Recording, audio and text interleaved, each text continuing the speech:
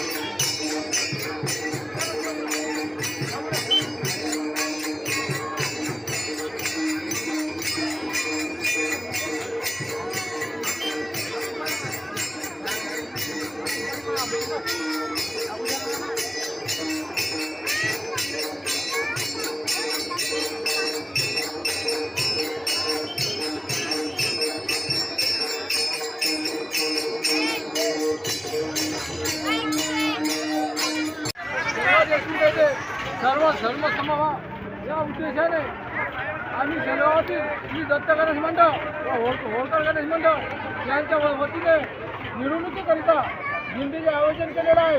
या दिंडीमध्ये शेलगाव देशमुखातील सर्व जाती धर्माचे सर्व भाविक भक्त या दिंडीमध्ये सहभागी होते। अशा पद्धतीने आम्ही आज दिनांक 17 रोजी श्री दत्त गणेश मंडळाच्या वतीने गणपतीची सार्वजनिक मिरवणूक साजरी केलेली आहे। तरी आम्हाला शेलगाव देशमुख नगरीमधून सर्व जनतेचा प्रतिसाद मिळालेला आहे।